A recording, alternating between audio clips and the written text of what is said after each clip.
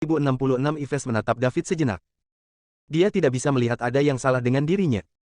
Dia tidak bisa membungkus kepalanya di sekitarnya. David hanyalah seorang penjahat yang dicari di puncak Cosmos Rank. Mungkinkah dia masih memiliki kartu truf lainnya? Ada begitu banyak pemburu hadiah di luar sana yang menonton. Yves tidak bisa kehilangan muka setelah David mengatakan itu padanya. Sebuah suara menghentikannya ketika dia tidak bisa mengendalikan diri dan ingin menyerang. Yves, kembalilah. Pembicaranya adalah Reggie, kapten dari Berserk Hunters.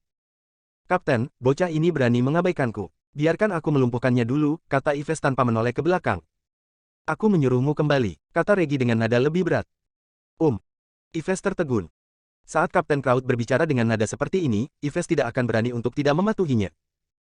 Melihat ke arah David, Yves berkata dengan garang, "Nak, aku akan menjagamu nanti." Setelah melirik Mia dan Astrid di belakang David, dia berbalik dan bersiap untuk kembali ke kapal perang galaksi untuk melihat apa yang dikatakan Kapten Kraut. Benar-benar sampah, kata David dengan nada meremehkan. Suaranya bergema di seluruh kekosongan. Semua orang yang hadir menatap David dengan kaget.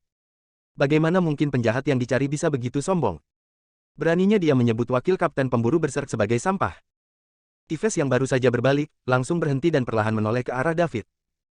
Apa katamu? Apakah Anda berani mengatakannya lagi? Aku berkata, kamu adalah sampah. Pulang sekarang. Jangan mempermalukan diri sendiri di sini, kata David tanpa rasa takut. Kamu meminta untuk mati, kata Yves dengan gigi terkatup. Setelah dia selesai mengatakan ini, tubuhnya menghilang di tempat, dan dia bergegas menuju David. Yves, suara Reggie berasal dari galaksi Warship. Namun, dia tidak bisa menghentikan Yves lagi. Sebagai wakil kapten pemburu berserk, dia adalah seorang Celestial Ranker pemula. Jadi, kapan ada yang pernah menghinanya seperti ini? Lebih jauh lagi, dia melakukannya di depan jutaan pemburu hadiah. Jika Yves menerimanya, bagaimana dia bisa terus menunjukkan wajahnya di komunitas pemburu hadiah di masa depan? Saat ini, dia bahkan mengabaikan kata-kata Reggie. Orang bisa melihat betapa marahnya dia. Yves melintasi jarak lebih dari 10 km dalam sekejap mata. Ketika dia mencapai David dan hendak melumpuhkan David, dia tiba-tiba melihat orang lain di depan bocah itu. Itu adalah wanita bercadar di belakang David. Jadi, David hanyalah seonggok sampah yang bersembunyi di balik wanita. Yves tertawa kecil. Karena wanita itu mendatanginya, maka dia tidak akan menahan diri. Bagaimanapun juga David tidak bisa melarikan diri darinya, jadi dia harus memanfaatkan wanita itu terlebih dahulu. Yves mengulurkan tangannya ke arah Astrid. Dia akan menikmatinya perlahan setelah dia melumpuhkan David. Ketika dia memikirkan tentang bagaimana dia bisa menikmati dua keindahan tiada taraf nanti, Yves merasa sangat bersemangat. David tidak menyangka Astrid tiba-tiba berlari di depannya, tidak peduli dengan keselamatannya. Tentu saja, dia tidak akan membiarkan Astrid menderita luka sekecil apapun. Namun, ketika dia akan melakukan sesuatu, kekuatan pikirannya merasakan energi yang kuat.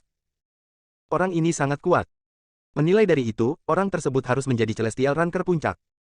Jadi, mereka hanya sedikit di bawahnya. David meraih Astrid dan mengubah posisi mereka dalam sekejap, menarik Astrid ke belakangnya. Dia tidak tahu apakah orang yang tiba-tiba muncul adalah teman atau musuh. Bab 1067. David akan bertindak berdasarkan situasi nanti. Dia juga menggunakan kekuatan pikirannya untuk memantau perubahan di sekitarnya. Begitu dia merasakan sesuatu yang salah, dia akan segera mengambil tindakan bahkan jika dia harus mengungkapkan bahwa dia adalah sebagian dari Infinity Ranker. Dia akan berurusan dengan individu kuat yang tiba-tiba muncul setelah menangkap mereka. Penjaga. Kalau tidak, dia mungkin tidak menjamin keselamatan Mia dan Astrid saat begitu banyak orang mengepungnya. Semua orang di tempat kejadian melihat cahaya dingin melintas. Itu diikuti oleh jeritan yang bergema di seluruh kehampaan. Sebuah suara kemudian bergema di telinga jutaan orang. Siapapun yang berani menghina yang mulia harus mati. Seorang pria parubaya dengan pedang tajam muncul di depan David. Yves berdiri tidak jauh dari situ. Tangan kirinya berada di bahu kanannya, dan ada ekspresi kesakitan di wajahnya. Saat ini, tempat lengan kanannya seharusnya kosong. Darah menyembur keluar, memercik ke seluruh kekosongan. Cahaya dingin tadi memotong tangan kanan Yves yang menjangkau ke arah Astrid sebelum dia bisa bereaksi. Saat Yves melihat wajah pria yang memotong lengannya, seluruh tubuhnya mulai bergetar hebat. Apakah kamu Atlas Reyes, kepala White Tiger Hall? Pria parubaya itu mengabaikan Yves. Dia berbalik menghadap David, berlutut dengan satu kaki dalam kehampaan, dan berkata dengan hormat, Atlas Reyes, kepala White Tiger Hall, menyapa Anda, yang mulia Putri Astrid. Tolong hukum aku karena terlambat menyelamatkanmu. David bereaksi. Dia mengambil langkah ke samping dan membiarkan Astrid berjalan di depannya. Atlas, kamu boleh bangun, kata Astrid. Terima kasih, yang mulia. Setelah Atlas selesai berbicara, dia bangkit, maju beberapa langkah, dan berdiri di belakang Astrid. Putri Astrid adalah orang dengan status tertinggi di sini, jadi Atlas secara alami akan mendengarkan perintah Astrid. Dia akan melakukan apapun yang Astrid suruh. Saat ini, dia tidak memiliki kekuatan untuk membuat keputusan sendiri. Yves melihat segala sesuatu di hadapannya dan hampir pingsan setelah terhuyung mundur. Wanita berkerudung ini adalah satu-satunya putri kaisar, Yang Mulia Putri Astrid dari Kekaisaran. Dia hampir menganiaya Yang Mulia barusan. Ini adalah kejahatan yang akan memusnahkan seluruh keluargaku. Wewe, apa yang harus saya lakukan? Yves perlahan menoleh ke kapal perang galaksi pemburu berserk, berharap mendapatkan bantuan Kapten Kraut. Namun, bagaimana Regi berani tampil ke depan? Cara yang benar untuk menangani ini adalah dengan langsung memutuskan hubungan dengan Yves. Regi hanya akan membantunya jika dia siap bunuh diri dalam prosesnya. Tidak ada suara dalam kehampaan sejak kedatangan Atlas, pemotongan lengan Yves, dan sapaan sang putri. Jutaan pemburu hadiah belum pulih sepenuhnya. Bahkan kepala dari 4 Bounive Group menatap Astrid dan Atlas di belakangnya dengan kaget. Yang pertama adalah Yang Mulia Putri Astrid dari Kekaisaran, putri kaisar yang paling dicintai, dan statusnya bahkan melampaui semua pangeran. Selain itu, status yang terakhir juga tidak rendah. Dia adalah kepala White Tiger Hall, salah satu dari 4 aula besar Kekaisaran. Plus, dia juga seorang Celestial Ranker puncak. Memang, mereka tahu ada yang tidak beres. Pantas saja Mia memilih meninggalkan keempat peri itu dan pergi bersama David. Menilai dari bagaimana Putri Astrid mengabaikan keselamatannya untuk berdiri di depan David ketika Yves ingin menyerangnya, mereka dapat mengetahui bahwa Putri Astrid memiliki hubungan yang unik dengan David. Dengan bantuan Putri Astrid, David tidak lagi menjadi buronan selama dia tidak melakukan pengkhianatan. Yves dalam masalah sekarang. Jika Regi tidak menangani ini dengan baik, dia akan memengaruhi seluruh pemburu berserk. Yang paling bahagia di tempat kejadian adalah Golden Eagle Bounty Group. Mereka baru saja kembali dari berburu binatang galaksi di luar, dan sebelum mereka bisa mendapatkan kembali energi mereka, mereka ditantang oleh pemburu berserk. Jujur, bahkan Kapten Grup, Elio, tidak percaya diri dengan tantangan ini, dia harus menerimanya. Kedua kelompok pemburu itu sudah lama bertengkar. Pemburu berserk pasti tidak akan membiarkan mereka dengan mudah. Namun, Yves, wakil kapten pemburu berserk, berani menyerang Putri Astrid. Dengan itu, mereka semua dengan sabar menunggu untuk melihat apa yang akan terjadi selanjutnya. Bab 1068. Astrid maju beberapa langkah. Saat ini, seluruh kepribadiannya berubah drastis setelah mengungkapkan identitasnya sebagai seorang putri. Atlas mengikutinya dengan hormat. Dia bingung. Saat dia memotong lengan Yves, dia jelas merasakan semburan energi mengerikan terkunci padanya. Dia adalah seorang Celestial Ranker puncak, namun dia merasa dia tidak bisa mengalahkannya. Kekuatan orang ini sangat mengejutkan, dan mereka setidaknya berada di sebagian Infinity Rank. Atlas awalnya ingin membunuh Yves tetapi memutuskan untuk memotong hanya satu arin setelah merasakannya. Itu karena dia ingin mencegah serangan diam-diam orang ini. Namun, energinya menghilang setelah Atlas memotong lengan Yves. Tidak peduli seberapa keras dia mencari, dia masih tidak dapat menemukan jejaknya. Saat ini, sebuah pesawat luar angkasa mewah muncul di depan mata semua orang. Sebuah barlowe emas diukir di istana seperti kapal, kemudian, ratusan orang dengan cepat turun dari pesawat ruang angkasa sebelum berlutut di depan Astrid dengan satu lutut. Salam, Yang Mulia. Kamu boleh naik, kata Astrid dengan tenang. Terima kasih, Yang Mulia. Sebuah tim yang terdiri dari ratusan orang menjawab serempak. Astrid terus maju, dan ratusan orang itu langsung menyerah. Saat Astrid berjalan di depan mereka, semua orang mengikutinya dengan rapi. Orang-orang ini semuanya adalah anggota White Tiger Hall, salah satu dari 4 aula besar Kekaisaran. Mereka datang bersama Lord Atlas untuk membawa Yang Mulia kembali ke planet Royal. Namun, saat Atlas mendekat, dia tiba-tiba merasa ada yang tidak beres dan bergegas maju sendirian. Astrid berhenti dalam kehampaan dan menatap Yves, yang akan pingsan ketakutan tidak jauh dari sana, dan kapal perang yang tak terhitung jumlahnya. David adalah penyelamatku. Saya akan menyelidiki masalah ini tidak peduli siapa yang terlibat. Sementara Anda para pemburu hadiah menangkap penjahat yang dicari Kekaisaran dan berbagi beban dengan Kekaisaran kali ini, semakin banyak dari Anda yang muncul setiap hari. Anda semakin besar, jadi Anda mulai menyimpang dari tujuan awal Anda. Anda harus mengatur ulang diri Anda dengan benar. Pemburu bayangan, sebagai kelompok pemburu hadiah nomor 1 di Kekaisaran, saya harap Anda akan memberi saya proposal sesegera mungkin. Anda akan mendapat masalah jika saya harus melakukannya sendiri. Setelah Astrid mengatakan itu, dia menatap Yves. Adapun kamu, Anda adalah orang pertama yang berani mengambil tindakan terhadap saya di wilayah kerajaan. Anda telah menjadi pelopor kejahatan semacam itu, jadi beritahu saya, bagaimana Anda ingin mati? Yves merasa pusing dan tidak bisa menahan diri untuk tidak jatuh berlutut. Yang Mulia, tolong jangan marah. Yang Mulia, tolong jangan marah. Saya tidak tahu identitas Anda. Jika tidak, saya tidak akan berani melakukannya bahkan jika Anda memberi saya keberanian untuk melakukannya. Yang Mulia, mohon ampun dan selamatkan aku. Aku mohon, tolong. Yves menahan rasa sakit yang luar biasa dan terus bersujud kepada Putri Astrid. Saat ini, dia dipenuhi dengan kepanikan. Rasa sakit fisiknya tidak seberapa dibandingkan dengan siksaan psikologis. Saat Yves bersujud, seseorang muncul di sampingnya. Saat kepala Yves berada di tanah, orang itu meletakkan tangannya di tengah punggung Yves. Kemudian, dengan kekuatan yang sangat besar, tangan itu menembus tubuh Yves dan menghancurkan organ-organnya. Ah! Puff! Teriak Yves, darah bercampur dengan bekas organnya menyembur keluar dari mulutnya. Dia berbalik perlahan dan menatap orang yang melakukan itu padanya. Cece Kapten, bagaimana bisa kau? Bab 1069. Setelah Yves selesai tergagap, dia berhenti bernapas dan mati. Orang yang membunuhnya adalah Regi, kapten pemburu yang mengamuk. Dia menggunakan semua kekuatannya untuk pukulan itu sekarang dan tidak menahan diri sama sekali. Dia hanya ingin membuat keputusan cepat dan tidak memberi Yves kesempatan untuk berbicara. Ketika dia memandang Yves, yang meninggal karena dia, hati Regi penuh kemarahan, dan dia tidak tahu di mana dia bisa melampiaskan kemarahannya. Dia telah bersumpah persaudaraan dengan Yves. Lebih dari 300 tahun yang lalu, 4 dari mereka membentuk pemburu pengamuk dan bersumpah persaudaraan, dengan Yves menjadi yang termuda dari kelompok itu. Di bawah kepemimpinan keempatnya, pemburu yang mengamuk tumbuh menjadi seperti sekarang ini dan menjadi kelompok pemburu terbesar keempat di Kekaisaran. 2 bersaudara lainnya sudah mati di tengah perjalanan mereka. Sekarang hanya Regi dan Yves yang tersisa. Namun, dia harus membunuh saudaranya dengan tangannya sendiri hari ini. Dia mendidih. Namun, meskipun dia marah, dia tidak punya pilihan. Meskipun dia sudah menemukan bahwa ada sesuatu yang salah dan meminta Yves untuk tidak mengambil tindakan sebelum mereka mengetahui kebenaran, Yves masih bersikeras untuk pergi dengan caranya sendiri dan hampir menyakiti Putri Astrid.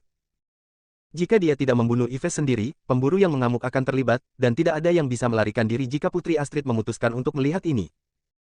Sebagai kapten, Regi hanya bisa melakukan ini demi pemburu yang mengamuk. Regi membunuh Yves hanya dalam beberapa detik, tetapi aksinya menyebabkan jutaan pemburu hadiah di tempat kejadian untuk menghirup dengan tajam. Dia terlalu biadab. Siapa di komunitas pemburu hadiah yang tidak tahu Regi dan Yves bersumpah saudara selama ratusan tahun? Yves juga berkontribusi pada pencapaian dan ukuran pemburu yang mengamuk hari ini. Meski begitu, Regi membunuh saudaranya untuk bertahan hidup. Meskipun, seperti kata pepatah, setiap orang untuk dirinya sendiri, dan iblis mengambil yang paling belakang. Adalah satu hal untuk mengatakannya dan hal lain untuk melakukannya. 2 banyak pria di komunitas pemburu hadiah bersedia mengorbankan hidup mereka untuk saudara-saudara mereka. Elio harus mengagumi keberanian Regi saat ini. Bahkan jika dia tahu bahwa ini adalah solusi terbaik, dia mungkin tidak bisa melakukannya jika itu dia. Itu adalah saudara yang telah menjalani hidup dan mati bersamanya selama beberapa dekade. Bagaimana dia bisa membunuhnya tanpa ragu-ragu? Setelah Regi membunuh Yves, dia berlutut di satu lutut, menyatukan tangannya, dan berkata dengan hormat, "Satu yang mulia, tolong jangan marah. Saya tidak mendisiplinkan pria saya dengan baik dan membuat Anda takut. Tolong menghukum saya, yang mulia. Apakah Anda kapten pemburu berserk?" Astrid bertanya. "Ya," jawab Regi. "Anda pintar untuk membuat pengorbanan kecil untuk melindungi kepentingan utama. Saya akan ingat Anda. Reorganisasi komunitas Hunter Mounty akan dimulai dengan pemburu yang mengamuk. Saya ingin melihat jawaban dalam 3 hari. Jangan khawatir, yang mulia. Setelah 3 hari, saya pasti akan memberi Anda jawaban yang memuaskan," jawab Regi. Segera setelah itu, Florian, kapten pemburu bayangan, Norah, kapten pemburu laba-laba merah, dan Elio, kapten Golden Eagle Bounty Group, juga melangkah maju. Mereka bertiga menyatukan tangan mereka secara bersamaan dan berkata dengan hormat, "Jangan khawatir, yang mulia. Kami pasti akan memberi Anda jawaban yang memuaskan. Baiklah, masalah ini akan berakhir di sini. Sekarang, mari kita lihat masalah lain. David mempertaruhkan hidupnya untuk menyelamatkan saya, tetapi Anda memperlakukannya sebagai hadiah untuk pesaing Anda. Bagaimana Anda akan menjelaskan ini?" Astrid bertanya dengan suara dingin. Bab 1070. Setelah Astrid mengatakan ini, adegan itu terdiam. Pada akhirnya, Florian berdiri dan berkata, "Yang mulia, hubungi David. Tidak peduli apa yang dia minta, kami akan melakukan yang terbaik untuk memenuhi itu." Petik 2. Itu benar. Florian benar. Tidak peduli apa yang diminta David, kami akan melakukan yang terbaik untuk memuaskannya. Regi dengan cepat mengikuti. Bagaimana dia masih bisa berperilaku seperti Kapten Kraut sekarang? Dia hanya bisa tunduk sekarang karena dia berada di depan Putri Astrid. Selain itu, pemburu pengamuk memiliki reputasi buruk dengan Putri Astrid, jadi dia harus menemukan cara untuk mendapatkan sang putri pengampunan. Kalau tidak, pemburu yang mengamuk akan mengalami kesulitan bertahan di wilayah kerajaan di masa depan begitu Putri Astrid menargetkan mereka. David juga datang dengan Mia saat ini.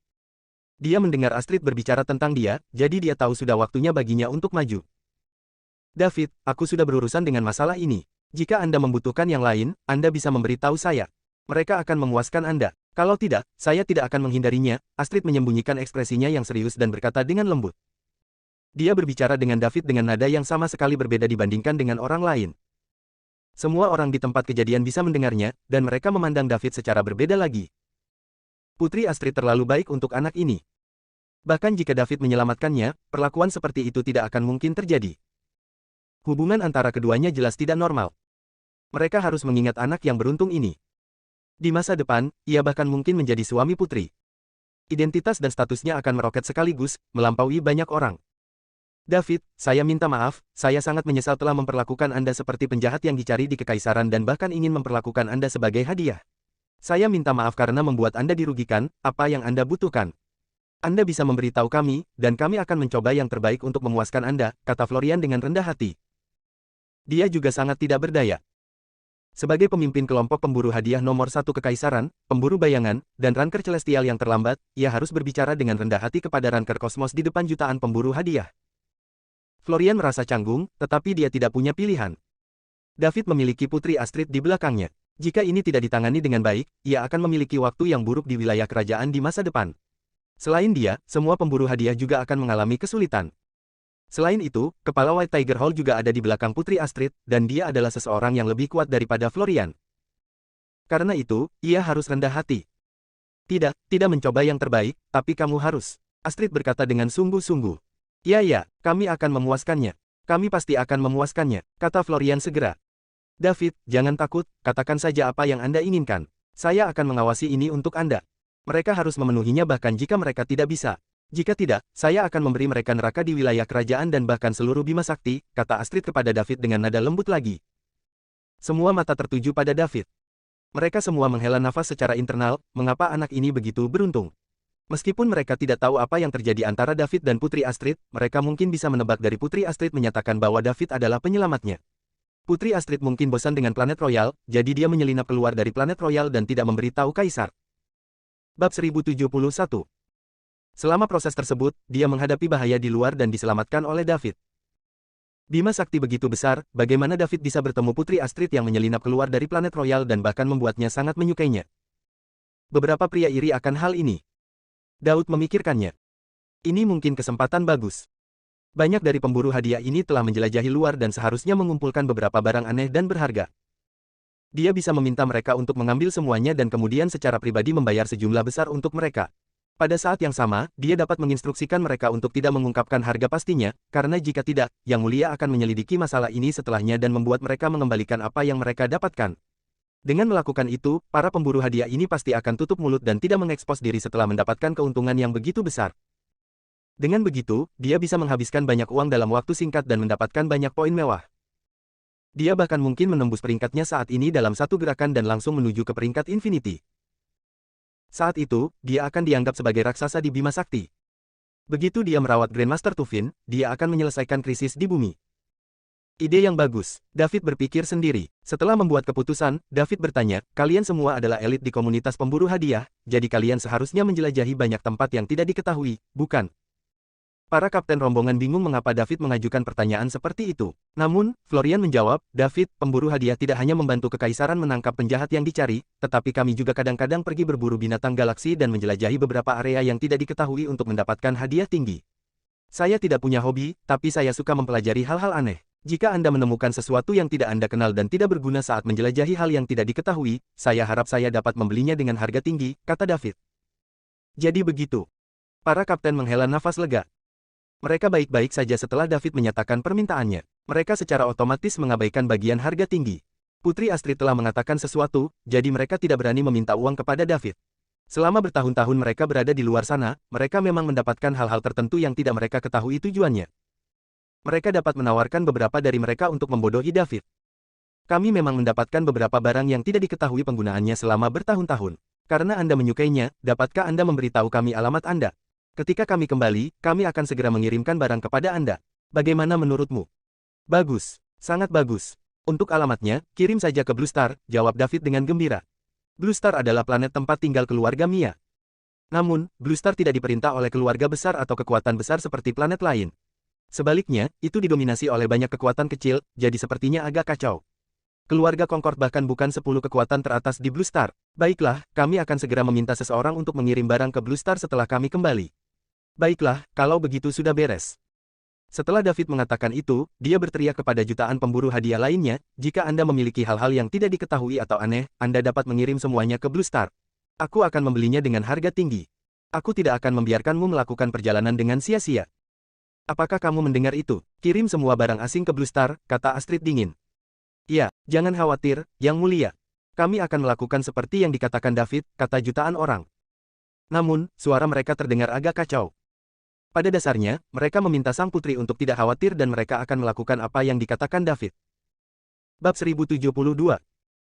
Urusannya di sini pada dasarnya sudah selesai, dan Astrid tahu sudah waktunya berpisah. Garis bawah. Dia ingin David menemaninya kembali ke planet Royal. Namun, sayang sekali David baru saja kembali, dan dia masih memiliki banyak hal yang harus dilakukan, jadi Astrid tidak boleh terlalu egois. David, setelah kamu selesai, kamu harus datang ke planet Royal untuk mencariku. Astrid menatap David dan berkata dengan enggan. Tentu saja, jangan khawatir, Yang Mulia. Aku pasti akan pergi, David meyakinkan. Namun, dia sudah mengambil keputusan setelah melihat wajah Astrid. Dia tidak bisa pergi ke planet Royal. Putri Astrid jelas tertarik padanya.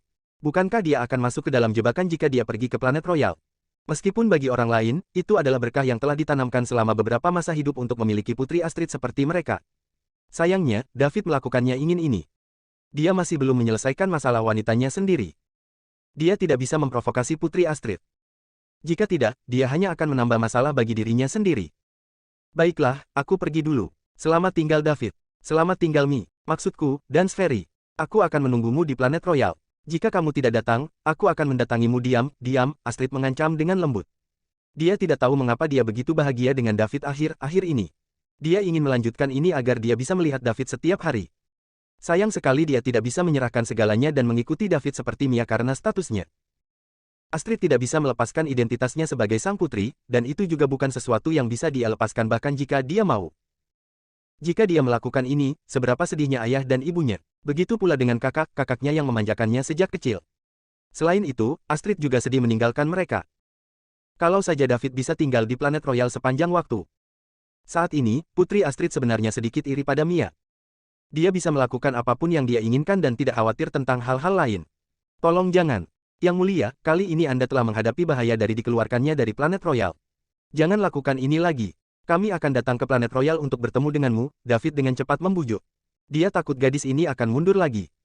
Bagaimana jika Kaisar mengklaim dia menculik dan menjual putri saat itu terjadi? Dia tidak bisa mengalahkan Kaisar, jadi mungkin sulit baginya untuk melarikan diri. Baiklah, sudah beres kalau begitu. Aku pergi dulu, kalian bisa menyelesaikan pekerjaanmu dengan cepat, lalu datang ke planet Royal untuk mencariku, kata Astrid. Tentu saja. Selamat tinggal, Yang Mulia, kata David. Selamat tinggal, Yang Mulia. Mia mengikuti. Astrid menatap David dengan enggan, lalu berbalik dan berkata, Atlas, ayo pergi. Kemudian, dia menuju ke pesawat ruang angkasa mewah yang diukir dengan kata, Barlowe. Ya, Yang Mulia, setelah Atlas selesai berbicara, dia mengikuti di belakang Astrid. Sebelum pergi, dia menatap David dalam-dalam. Tidak diketahui apakah itu karena hubungan David dengan Putri Astrid atau karena dia melihat beberapa rahasia David yang tidak diketahui. Pada saat ini, Mother Eagle dan Emerald juga memasuki kapal mewah itu. Perpisahan, Yang Mulia Yang Mulia. Petik 2. Selamat tinggal, Yang Mulia. Selamat tinggal, Yang Mulia. Pesawat ruang angkasa mewah menghilang dari depan orang banyak di tengah perpisahan. David, kita harus kembali sekarang juga. Jangan khawatir, kami akan segera mengirimkan barang Anda ke Blue Star, kata Florian dengan sopan. Terima kasih semuanya, jawab David. Kamu terlalu sopan. Para kapten dari kelompok pemburu hadiah memandangi David dan berbalik untuk berjalan kembali ke kapal perang galaksi mereka. Lalu, mereka pergi. Jutaan pemburu hadiah lainnya juga pergi satu demi satu. Bab 1073. Namun, semua orang mengingat David. Lain kali mereka bertemu dengannya, mereka akan sangat rendah hati padanya. Dilihat dari perilaku Putri Astrid, David mungkin akan menjadi suaminya di masa depan. Lagi pula, sang kaisar menyayangi Putri Astrid, jadi dia tidak akan mengatakan tidak pada apapun yang didesak sang putri.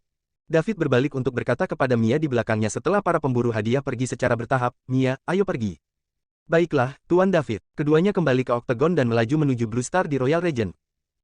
Blue Star adalah planet hidup yang terletak di wilayah terluar wilayah kerajaan. Mirip dengan situasi di bumi, lusinan kekuatan kecil bersama-sama mengendalikannya. Keluarga Mia, keluarga Concord, adalah salah satunya. Namun, keluarga Concord tidak cukup kuat untuk masuk 10 besar di Blue Star. Karena itu, mereka hanya bisa menempati area kecil yang tidak terlalu makmur.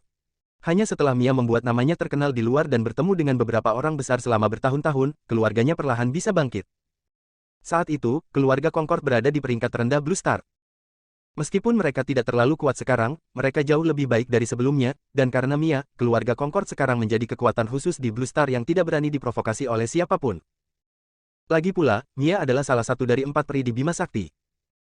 Dia tahu banyak tembakan besar. Jika dia berakhir dengan pukulan besar di masa depan, tidak ada kekuatan di planet inferior di luar wilayah kerajaan yang mampu memprovokasi mereka. Oleh karena itu, bahkan jika pasukan lain bertempur sampai mati di Blue Star, mereka tetap tidak akan melibatkan keluarga Concord. Jika keluarga Concord tidak lemah, mereka bisa terus bangkit sambil mengandalkan Mia. Saat ini, seluruh keluarga sedang menunggu keputusan Mia.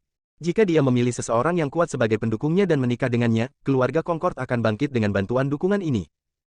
Kemudian, setelah 1 tahun pengembangan, mereka bahkan mungkin menjadi kekuatan nomor 1 dan mengendalikan Blue Star. Inilah yang diharapkan oleh keluarga Concord. Mereka sedang menunggu hari di mana mereka dengan Vanilli bisa mengendalikan semua Blue Star, dan Mia adalah harapan terbesar mereka untuk tujuan ini. Oleh karena itu, keluarga Concord memerlukan izin Mia sebelum membuat keputusan besar apapun sekarang. Mia adalah pembuat keputusan sebenarnya dari keluarga Concord. Pertemuan keluarga diadakan di kediaman Concord di Blue Star. Di dalam aula, kepala keluarga, Truman Concord, dan inti keluarga semuanya ada di sini. Truman adalah ayah Mia. Dia bisa menjadi kepala keluarga karena putrinya yang luar biasa, Mia. Jika tidak, Truman mungkin tidak akan mendapat kesempatan menjadi kepala keluarga. Itu semua berkat Mia sehingga keluarga Concord dapat memiliki apa yang mereka miliki saat ini. Tentu saja, ini bukan satu-satunya ambisi mereka. Mereka masih ingin mengandalkan Mia untuk menjadi kekuatan nomor 1 Blue Star dan menguasai seluruh planet. Namun, udara di aula sedikit berat. Semua kor terlihat serius di wajah mereka. Mereka tidak riang seperti sebelumnya. Semuanya, laporkan setiap pembaruan terkini, kata Truman. Truman, seseorang telah menekan industri keluarga baru-baru ini, dan kami menderita kerugian besar. Ini belum pernah terjadi sebelumnya, jadi saya pikir pasti ada yang salah. Paman ketiga Mia, Bastian Concord, berdiri dan berkata. Ya, Truman, penindasan semakin parah belakangan ini. Itu menyebabkan hampir semua industri kita macet. Jika kita tidak menyusun rencana dan menghentikan ini, semua kerja keras kita selama beberapa tahun terakhir akan segera sia-sia. Kali ini, orang yang berbicara adalah paman keempat Mia, Caspian Concord. Bab 1074. Vash, ada pembaruan tentang tugasmu. Sudahkah Anda menemukan siapa yang mengincar keluarga Concord? Truman menatap kakak keduanya, Vash Concord, dan bertanya dengan suara berat. Truman, menurut informasi yang kutanyakan kemarin, seharusnya kali ini keluarga Gatsby. Vash berdiri dan berkata. Apa? Keluarga Gatsby. Kata-kata Vash langsung menimbulkan seruan dari inti keluarga Concord di ruangan itu. Semua orang menarik napas dalam-dalam. Keluarga Gatsby adalah keluarga nomor 1 di Blue Star. Mereka kuat, jadi mengapa mereka menekan keluarga Concord? Meskipun keluarga Concord secara bertahap meningkatkan kekuatannya tahun ini, semua berkat Mia, mereka masih jauh dari keluarga Gatsby. Selain itu, keluarga Concord selalu berhati-hati dan tidak akan pernah menyinggung keluarga manapun. Tidak ada dendam sama sekali di antara mereka. Tidak ada alasan bagi keluarga Gatsby untuk mengambil tindakan terhadap keluarga Concord. Meski kaget, keluarga Concord sedikit bingung. Apakah kamu yakin itu keluarga Gatsby? Truman berdiri dan bertanya dengan serius. Dia juga terkejut pada saat ini.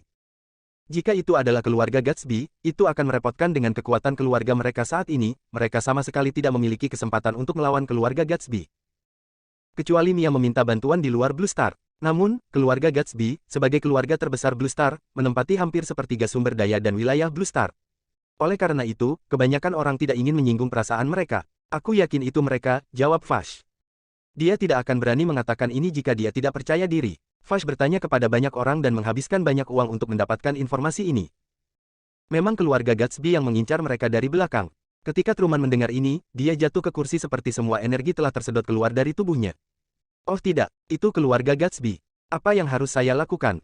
Truman, mari beritahu Mia tentang ini. Dia tahu begitu banyak pukulan besar di wilayah kerajaan, jadi dia satu-satunya yang bisa membantu kita sekarang. Kalau tidak, kami tidak akan bisa melawan keluarga Gatsby, kata Bastian. Ya, Tuan Truman, mari beritahu Nona Mia tentang ini. Bukankah dia pergi ke pesta baru-baru ini? Dia pasti akan bertemu dengan beberapa tokoh besar. Katakan padanya untuk mengembalikan salah satu dari mereka, dan kemudian masalahnya akan terpecahkan, kata salah satu inti dengan tergesa-gesa. Sai, kau membuat ini terlalu mudah. Bukannya aku tidak ingin memberitahunya, tapi mendapatkan kesempatan besar tidaklah mudah. Bahkan jika Mia mengenal banyak dari mereka, dia hanya mengenal mereka di permukaan, bukan di tingkat yang lebih dalam. Juga, mereka tidak akan datang untuk membantu hanya karena Mia memintanya. Jadi, inilah mengapa saya meminta Anda untuk berhati-hati. Tembakan besar semuanya tentang minat, dan mereka hanya akan membantu kita jika mereka bisa mendapatkan minat yang cukup, desah Truman. Dia tahu tentang putrinya. Dia adalah salah satu dari 4 peri di Bima Sakti. Meskipun dia terlihat mencolok, dia hanyalah seorang badut untuk foto-foto besar itu. Mia telah mengeluhkan hal ini lebih dari sekali kepadanya. Tembakan besar itu sangat sulit untuk dihibur, dan melelahkan berada di sekitar mereka. Mereka semua ingin mengambil keuntungan darinya dan mendominasi dia. Truman hanya bisa menghibur Mia. Dia memintanya untuk menemukan pria yang cocok yang disukainya dan menikah dengannya. Selama pria itu tidak terlalu buruk, keluarga mereka akan memiliki kehidupan yang lebih baik di Blue Star karena pernikahan ini. Bab 1075.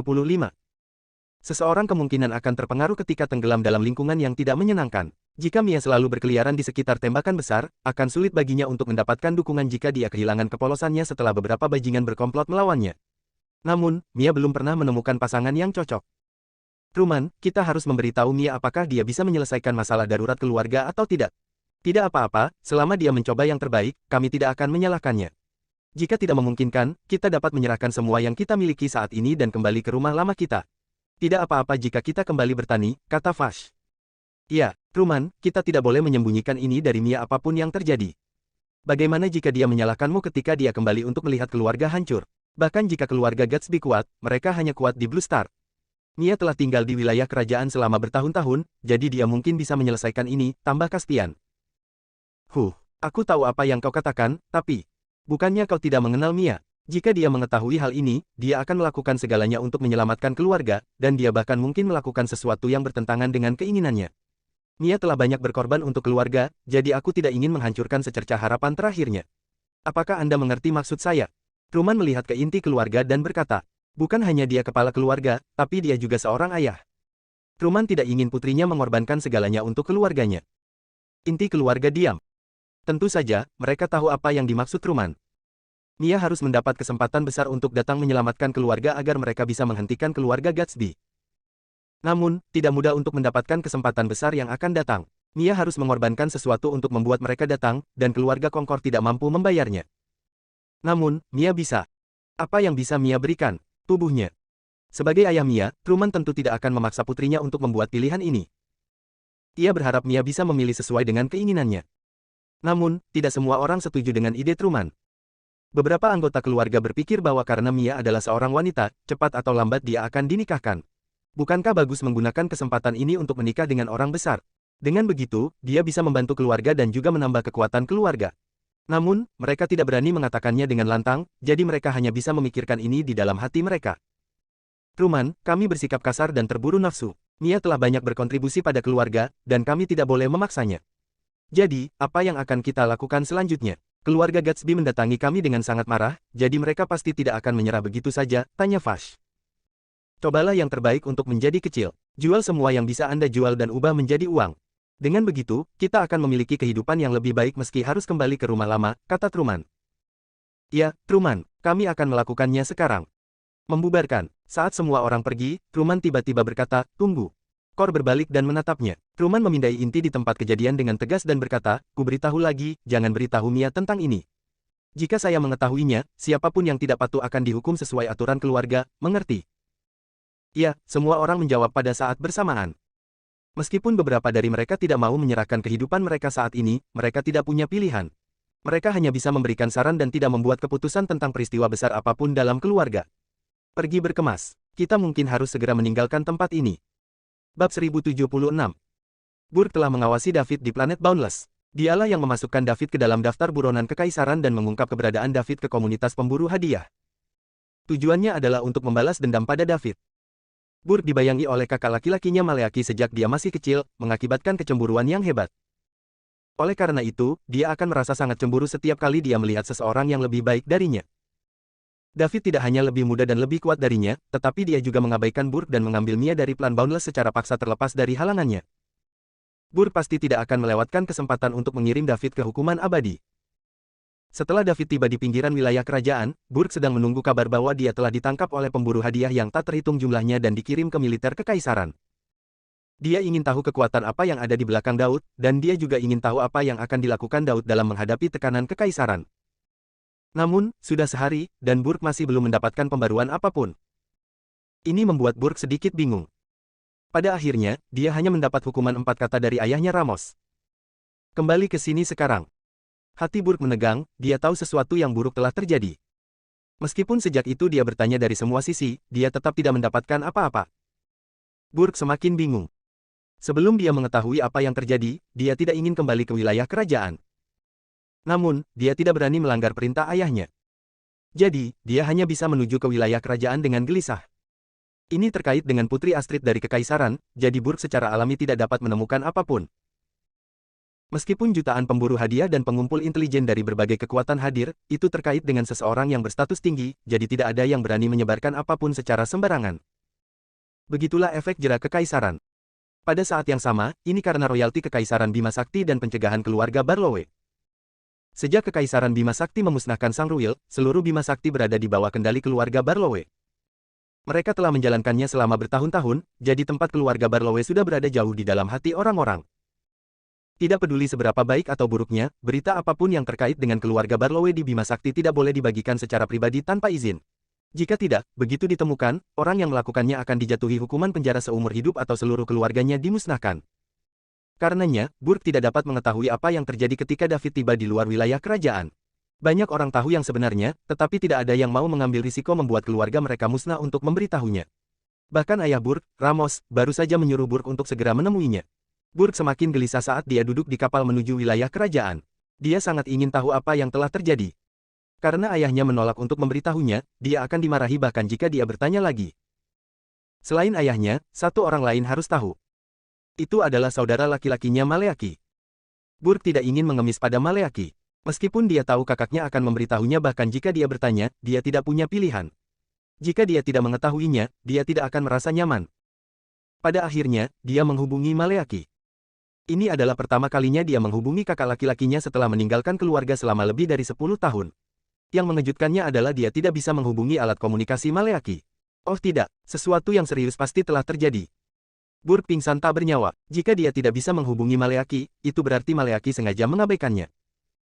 Jelas Maleaki tidak mau menghadapi Burke. Burke memeras otaknya dan masih tidak tahu bagaimana rencana yang sempurna bisa salah. Bab 1077. Semua hal dipertimbangkan, David dan Mia seharusnya tidak memiliki kesempatan untuk kembali.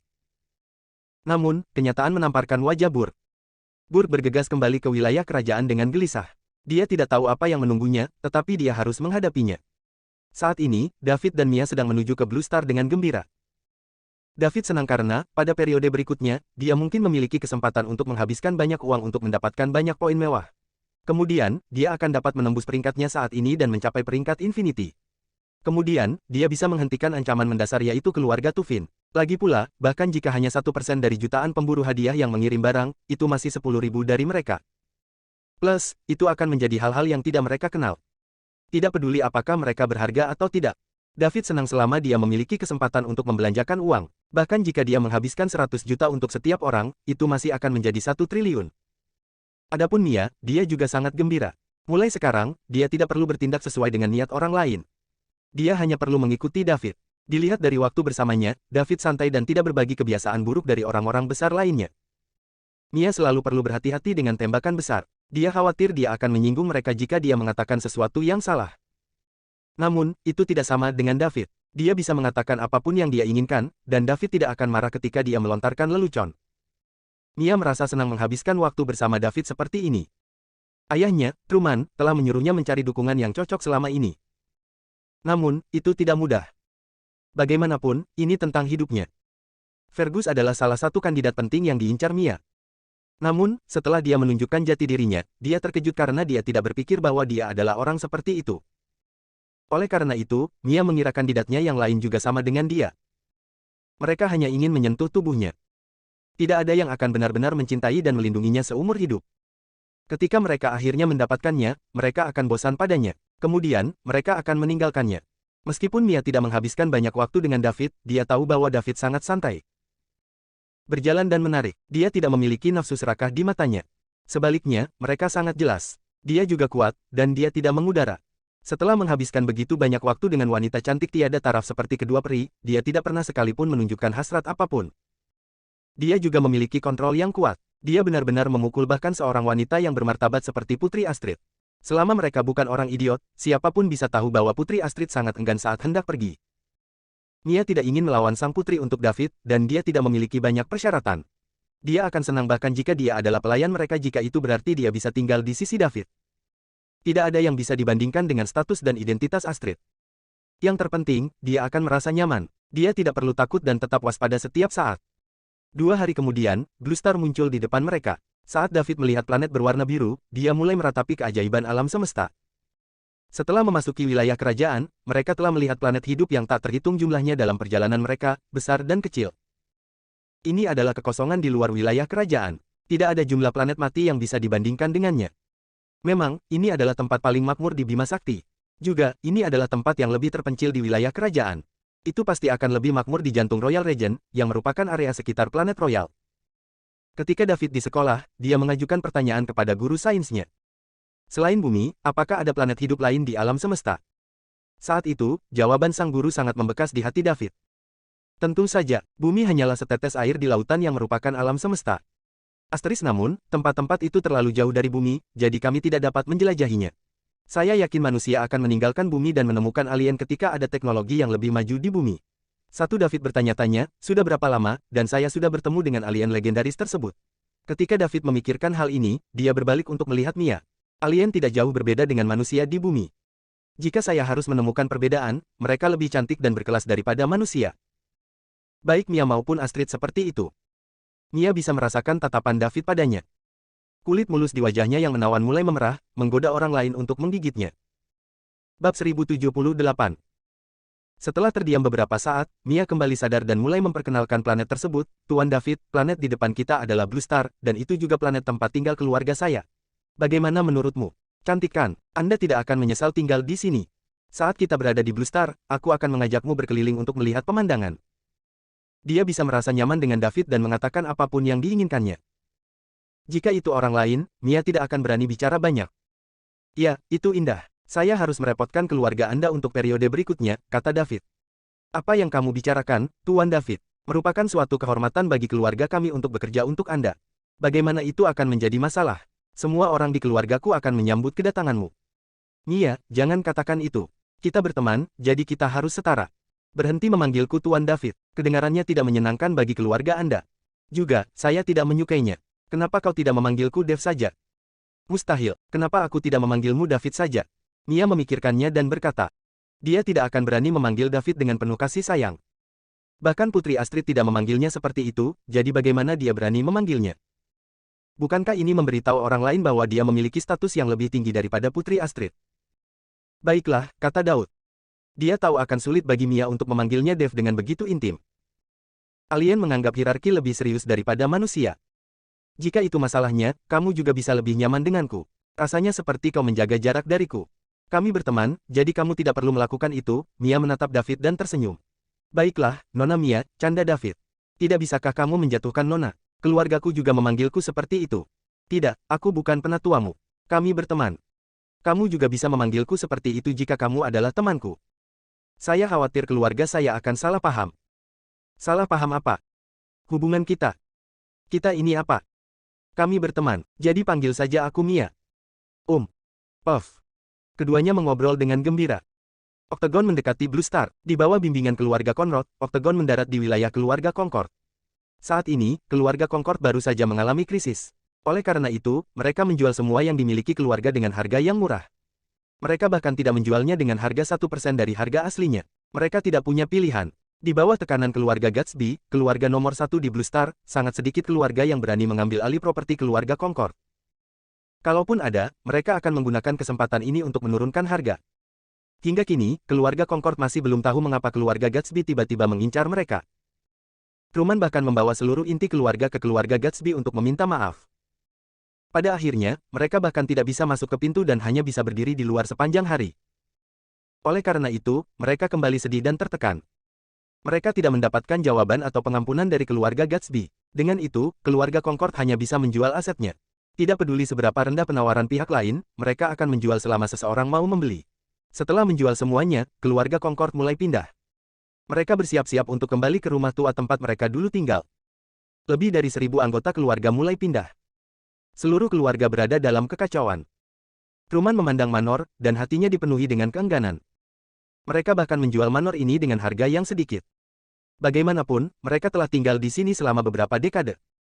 Inti keluarga Concord adalah menginstruksikan orang lain untuk memindahkan barang. Mereka akan membawa apapun yang mereka bisa karena mereka masih membutuhkannya di rumah tua. Namun, yang utama adalah mereka tidak bisa menjualnya dengan harga yang wajar. Truman, sudah hampir siap. Vash dan saudara-saudara lainnya menghampiri dan berkata kepada Truman. Baiklah, ayo kita pergi, kata Truman. Truman, apakah menurutmu kita bisa kembali di masa depan? Caspian memandang Manor dan bertanya dengan enggan. Saya tidak punya ide. Mungkin tidak. Truman menggelengkan kepalanya dan menjawab. Saya pikir kita bisa. Saya percaya Mia akan membawa kita semua kembali ke sini dengan megah. Ketika saatnya tiba, juga ingin keluarga Gatsby merasakan dipaksa keluar dari rumah mereka, kata Bastian. Truman menepuk pundak Bastian. Dia tidak mengatakan apa-apa sebelum berbalik untuk pergi. Tentu saja, dia berharap untuk itu juga. Keluarga Gatsby begitu memaksakan dan bahkan tidak memberikan alasan. Truman berharap suatu hari dia bisa membalas mereka. Namun, jika dia ingin melakukan itu, semua harapan ada pada Mia. Dia tidak ingin putrinya begitu tertekan. Latar belakang keluarga Concord terlalu lemah, dan mereka tidak beruntung untuk menikmati ini. Ketika Truman dan saudara laki-lakinya akan pergi bersama anggota keluarga lainnya, lebih dari 10 kapal bertanduk hitam muncul di langit, berhenti di atas mereka. Semua anggota keluarga mengangkat kepala untuk melihat tamu tak diundang itu. Truman, apakah aku meminta keluargamu pergi? Sebuah suara berkata dari kapal bertanduk hitam. Lord Gatsby, tidak perlu memberantas kami, kan? Apa yang kami lakukan untuk menyinggung Anda? Apa gunanya begitu banyak orang datang ke sini? Tanya Truman. Ini adalah pertanyaan yang ingin diketahui oleh semua orang di keluarga Concord. Mereka perlahan bangkit sambil mengandalkan Mia sebagai salah satu dari 4 peri. Namun, mereka tidak pernah menyinggung kekuatan apapun di Blue Star. Mereka selalu menjaga perdamaian dan berusaha untuk hidup rukun dengan orang lain. Terkadang, mereka lebih suka menderita kerugian hanya untuk memastikan kepentingan pasangannya. Mereka juga disukai oleh sebagian besar pasukan di Blue Star. Namun, keluarga Gatsby mengincar mereka tanpa alasan atau tanda peringatan. Mereka benar-benar membuat keluarga Concord lengah. Sekarang, mereka masih tidak tahu mengapa keluarga Gatsby melakukan ini. Mereka harus mati mengetahui apa yang terjadi, bukan? Truman, aku tahu kamu tidak yakin. Keluarga Anda telah melakukannya dengan baik dalam beberapa tahun terakhir, dan Anda tidak menyinggung kami, tetapi saya diperintahkan oleh seseorang untuk melakukan ini, jadi saya tidak punya pilihan. Orang besar ingin memusnahkan Anda, jadi Anda tidak bisa pergi. Apa? Ketika keluarga Concord mendengar ini, mereka merasa otak mereka berdengung. Beberapa bahkan jatuh ke tanah. Tembakan besar ingin membasmi kita. Dendam besar macam apa ini? Mengapa mereka ingin membasmi keluarga dengan beberapa ribu orang? Truman mencoba menenangkan diri. Dia bertanya setelah menarik napas tajam, siapa yang mau melakukan ini? Keluarga saya tidak pernah menyinggung siapapun, jadi paling tidak yang bisa Anda lakukan adalah memberitahu kami agar kami bisa mati karena mengetahui apa yang sebenarnya terjadi, bukan? Bab 1079. Belum lama ini, seorang tokoh besar menghubungi keluarga Gatsby dan meminta mereka mengambil tindakan terhadap keluarga Concord. Awalnya, keluarga Gatsby ragu-ragu. Lagi pula, Mia adalah salah satu dari 4 peri di Bima Sakti, dan dia memiliki koneksi. Oleh karena itu, keluarga Gatsby tidak akan mendapat keuntungan apapun dari melakukannya. Namun, setelah memastikan identitas jagoan itu, keluarga Gatsby memutuskan untuk mengambil tindakan. Ini karena orang itu terlalu kuat. Keluarga mereka bahkan memiliki pengaruh pada militer kekaisaran. Keluarga Gatsby bermimpi memiliki koneksi dengan orang seperti ini. Meskipun mereka adalah keluarga nomor 1 di Blue Star, mereka tidak dapat sepenuhnya mengendalikan Blue Star. Jika mereka memiliki pemikiran seperti itu, kekuatan lain di Blue Star akan bekerja sama untuk melawan mereka. Jika kekuatan ini bekerja sama, keluarga Gatsby saat ini hanya bisa melarikan diri. Namun, jika mereka berhasil menyelesaikan tugas yang diinstruksikan oleh Big Shot, keluarga Gatsby mungkin menggunakan kesempatan ini untuk mengontrol Blue Star menggunakan dukungan Big Shot. Oleh karena itu, keluarga Concord ditakdirkan untuk menjadi domba kurban. Bahkan jika Mia memiliki koneksi, mereka tidak akan menantang pukulan besar itu hanya karena dia. Pada akhirnya, Mia hanyalah badut untuk hiburan orang lain. Apalagi, keluarga Gatsby menduga bahwa orang besar itu ingin mengambil tindakan terhadap keluarga Concord karena Mia telah menyinggung perasaan mereka. Jika tidak, keluarga Concord selalu tinggal di Blue Star dan tidak pernah keluar. Bagaimana mereka bisa menyinggung karakter yang memiliki reputasi baik? Karenanya, keluarga Gatsby tak ragu lagi. Mereka perlahan memaksa keluarga Concord ke dalam situasi ini sekarang. Truman, berhenti berjuang. Aku tidak akan memberitahumu. Dan apakah Anda telah menyinggung perasaan mereka? Saya tidak peduli. Saya hanya menerima tugas membasmi kalian, itu saja, kata kepala keluarga Gatsby, Erwin Gatsby. Erwin, apakah kamu yakin ingin membasmi kita semua? Truman bertanya dengan marah. Anda salah. Kami bukan orang yang ingin membasmi Anda, orang lain melakukannya. Kami hanya eksekutor. Kamu, Erwin, kamu benar-benar pengganggu yang tak tertahankan. Truman, aku tidak ingin menyia-nyiakan nafasku bersamamu. Saat ini, saya memberi Anda dua pilihan. 1. Berhenti berjuang dan pergi bersamaku untuk menunggu akhirmu. 2. Aku menangkapmu sendiri. Namun, jika Anda memilih yang kedua, saya tidak bertanggung jawab jika ada korban jiwa, kata Erwin tak sabar. Setelah dia mengatakan itu, anggota keluarga Concord mulai meratap. Tuanku, kami hanyalah pelayan yang mereka sewa. Kami tidak berbagi darah mereka, jadi tolong ampuni kami. Ya, tuanku, kami hanyalah pelayan dari keluarga Concord dan sama sekali tidak berhubungan dengan mereka. Mohon bermurah hati dan selamatkan kami. Orang yang mengatakan itu adalah para pelayan dan admin yang dipekerjakan oleh keluarga Concord. Mereka tidak berbagi darah keluarga Concord, tetapi orang-orang ini merupakan lebih dari setengah dari total populasi keluarga. Truman memandangi ribuan orang yang berteriak-teriak, dan dia mendesah dalam hati. Dia tahu tidak ada jalan kembali sekarang. Keluarga Gatsby bertekad untuk membasmi keluarganya. Adapun pukulan besar itu, Truman mungkin bisa menebak alasannya. Putrinya pasti telah menyinggung perasaan mereka. Dia mungkin telah menolak pengejaran atau ajakan mereka. Singkatnya, dia mungkin mempermalukan orang besar itu, jadi itulah mengapa mereka memilih untuk mengambil tindakan terhadap keluarga Concord. Sementara itu, selain beberapa orang terpilih, tidak ada anggota keluarga Concord yang pernah meninggalkan Blue Star sebelumnya, jadi mereka tidak akan pernah menyinggung orang besar ini. Truman tidak tahu apa detailnya, dia hanya bisa bertanya pada Mia ketika dia kembali. Untuk memastikan keamanan keluarganya, dia hanya bisa memilih pilihan pertama dan kembali ke keluarga Gatsby. Truman khawatir putrinya dalam bahaya. Namun, ketika dia mengingat apa yang diminta putrinya untuk dia lakukan beberapa hari yang lalu, dia merasa sedikit lebih baik. Putrinya baru saja membeli kamar dagang senilai 200 miliar untuk mendapatkan keuntungan besar, jadi dia mungkin tidak dalam bahaya. Bab 1080. Erwin, orang-orang ini tidak ada hubungannya dengan keluarga saya. Mereka semua karyawan saya, jadi biarkan mereka pergi. Saya dan keluarga saya akan pergi bersama Anda, kata Truman. Apakah kamu pikir aku akan mempercayaimu hanya karena kamu mengatakannya? Siapa yang tahu jika Anda merencanakan ini? Bagaimana jika saya membiarkan keturunan langsung pergi, dan orang besar itu mulai mengajukan pertanyaan? Keluarga saya tidak mampu menanggung ini. Tidak ada seorang pun di sini yang bisa pergi. Kalian semua harus kembali bersamaku dan tinggal di ruang bawah tanah keluargaku untuk menunggu instruksi dari orang besar. Adapun apakah Anda akan hidup atau mati, semuanya tergantung pada orang besar itu. Tidak, aku tidak akan pergi. Saya sama sekali tidak berhubungan dengan mereka, dan mereka hanya mempekerjakan saya. Saya tidak ingin pergi ke ruang bawah tanah. Saya ingin keluar dari sini. Teriak salah satu pelayan. Penjara bawah tanah keluarga Gatsby bukanlah tempat yang baik. Itu adalah neraka yang terkenal di Blue Star. Begitu mereka masuk, mereka akan mengalami nasib yang lebih buruk daripada kematian. Tidak ada yang mau pergi ke sana. Aku juga tidak berhubungan dengan keluarga Concord, jadi aku tidak ingin pergi ke penjara bawah tanah. Banyak orang mulai membuat kebisingan. Seluruh keluarga Concord berada dalam kekacauan. Beberapa orang mencoba melarikan diri di tengah kekacauan. Namun, bagaimana mereka bisa lolos dari pengawasan puluhan kapal bertanduk hitam di langit? Bum bum bum. Ah!